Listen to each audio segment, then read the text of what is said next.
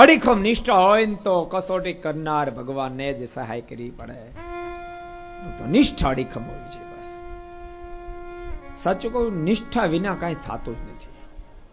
નિષ્ઠા વિના કાંઈ થતું જ નથી. આ તમે હરિભગતના દીકરા હો છતાં માવા ગુટકા બધા ખાઓ, નિષ્ઠામાં ફેર. અને લગ્ન થયા પહેલા કદાચ વ્યવસ્થિત વર્તમાન પાળતા હો, લગ્ન થાય ને તેમ બદલી જાઓ, નિષ્ઠામાં ફેર. બાકી કૃષ્ણ ચરણદાસ સ્વામીની વાતમાં લખ્યું, એક કોળી પટેલ જાન પરણીને ઘેરે આવી. કોળી પટેલ નાનદાસ સ્વામી જેવા સમર્થ સંતના જોગમાં આવી ગયેલો યુવાન જાન પરણીને ઘેરે આવી. વરાજો નીચે ઉતર્યો, જાનડિયું નીચે ઉતરી, પણ કન્યા નીચે ન ઉતરે. ઓલી બધી જાનડીઓ કીધું, ભાભી નીચે ઉતરો ને. તો નથી ઉતરવાની. કેમ? આટલો બધો પાવર?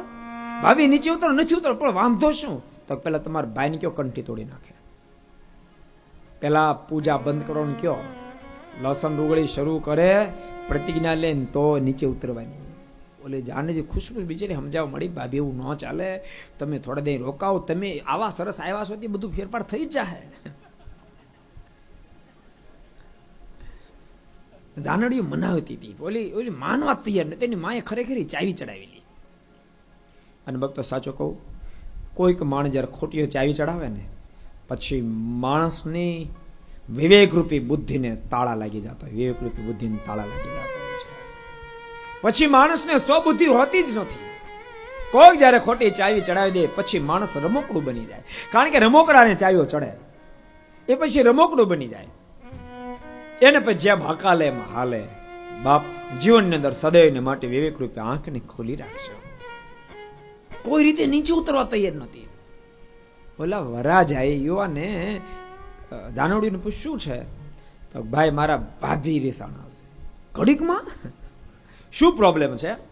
તો મારા ભાભી એવું કહે છે કે તમે જો કંઠી તોડી નાખો, પૂજા બંધ કરી દો, લસણ ઉગળી શરૂ કરો, તો જ ગાડામાંથી નીચે ઉતરવાના, નહીતર ઉતરવા નથી. અને બાપ નાનદાસ સ્વામી જેવા સંતને સેવલો ખરેખરો યુવાન, જેને હાડો હાડ ની અંદર ભગવાન શ્રી એવી સમજાઈ ગયેલા. યુવાનના મોઢામાંથી શબ્દ નીકળ્યા, પેલા ગાડા ખેડૂન ગાય કરી ગાડું હતું. આને ફરીવાર એના બાપને ઘેર ઉલાળ્યા જા, અને મારે જોતી જ નથી. હજુ ગાડામાંથી નીચે ઉતર્યા પેલા કંઠી તોડવાની વાત કરે. ભાઈ ઓલી ઢીલી પડી ગઈ કે ના ના નીચે ઉતરું છું. પણ આ ભગત કે તને જોતી નથી ને, એ જલ્દી ગાડું પાય. બોલી કે ના ના ભાઈ સાહેબ નીચે ઉતર. નથી ઉતરવું. પણ અરે પણ આમને ફરીવાર પાછી જાઓ તો મારા બાપનું નાક કપાય, મારું નાક કપાય, ભાઈ સાહેબ નીચે ઉતરું.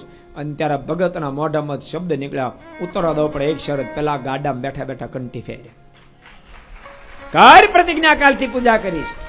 અને જિંદગીમાં લસણ ડુંગળી અહીંયા તો નહીં, મારા બાપની ઘેરે જાવ તો નહીં ખાવ. કર પ્રતિજ્ઞા, પછી હેઠી ઉતરવા દો. ભાઈ સાહેબ પહેરાવો કંઠી, પૂજા કરીશ, લસણ ડુંગળી નહીં ખાવ. અને પછી નીચે ઉતરવા દે. બાપ આને સિંહ કહેવાય, આને સિંહ કહેવાય.